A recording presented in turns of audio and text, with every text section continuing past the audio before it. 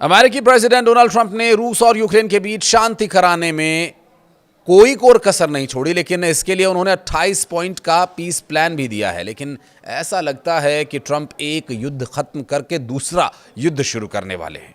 नमस्कार, मैं हूं आशीष त्रिपाठी आपके साथ। दरअसल वेनेजुएला को लेकर अमेरिका की गतिविधियां अचानक तेज हो गई और संभव है कि ट्रंप तख्ता पलट करना चाहते हैं। जानकारी मिली न्यूज एजेंसी रॉयटर्स से।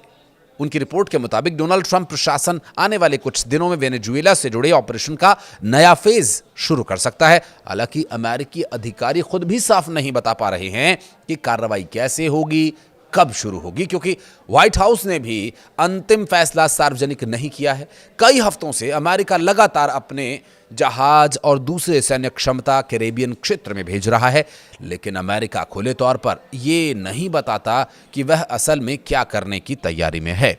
4 अमेरिकी अधिकारियों ने दावा किया कि शुरुआती कदम वेनेजुएला में सीक्रेट ऑपरेशन हो सकते हैं और इनका सीधा निशाना वेनेजुएला के राष्ट्रपति निकोलस मादुरो की सरकार होगी। अमेरिकी अधिकारी इसे ड्रग तस्करी के खिलाफ अभियान बता रहे हैं। मादुरो पर आरोप यह है कि ड्रग नेटवर्क को शरण देते हैं। मादुरो इन आरोपों से इनकार करते हैं और इधर ट्रंप प्रशासन मादुरो को हटाने के विकल्प पर विचार भी कर रहा है। वेनेजुएला की सेना पहले से कमजोर है। रॉयटर्स की रिपोर्ट के मुताबिक कई यूनिट्स तो स्थानीय कारोबारियों से खाने तक का इंतजार कर रही हैं।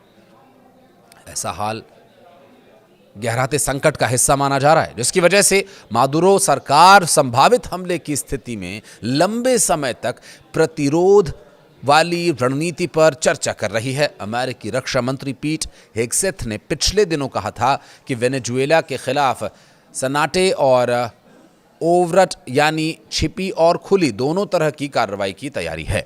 सोमवार को अमेरिका कथित ड्रग नेटवर्क कार्टेल दे लोस सोलेस के विदेशी आतंकी संगठन घोषित करने जा रहा है और अमेरिका का दावा यह है कि इसका नेतृत्व मादुरो करते हैं। उधर समुद्र में भी तनाव दिखाई दे रहा है। कुछ दिन पहले रूस का सीहॉर्स नाम का टैंकर वेनेजुएला जा रहा था, लेकिन रास्ते में अमेरिकी विध्वंसक जहाज यूएसएस स्टॉकडेल उसके सामने आ गया। इसके बाद रूसी जहाज ने यू टर्न लिया और क्यूबा की ओर मुड़ गया। ब्लूमबर्ग के मुताबिक ये जहाज 3 बार वेनेजुएला पहुंचने की कोशिश कर चुका है, लेकिन हर बार अमेरिकी जहाजों की गतिविधि के बाद वापस लौट गया। अमेरिकी पक्ष ने इस पर कोई आधिकारिक बयान नहीं दिया है।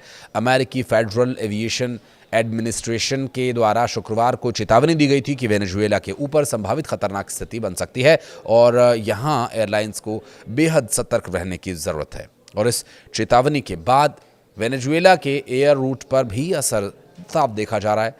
अमेरिका की ओर से जारी संभावित खतरे की चेतावनी के सिर्फ एक दिन बाद कई बड़ी इंटरनेशनल एयरलाइंस ने काराकस से अपनी उड़ानों को रद्द कर दिया। शनिवार को यह कदम उठाया था और अचानक यात्रियों में यह कदम उठाए जाने से अफरा तफरी भी देखी गई थी, क्योंकि फ्लाइट ट्रैकिंग साइट जो फ्लाइट ट्रेडर 24 और कई अन्य रिपोर्ट्स के मुताबिक ब्राज़ील, कोलंबिया, चिली की त्रिनिदाद एंड टोबैगो कि कुछ एयरलाइंस ने अपनी निर्धारित उड़ानों को भी रद्द कर दिया था।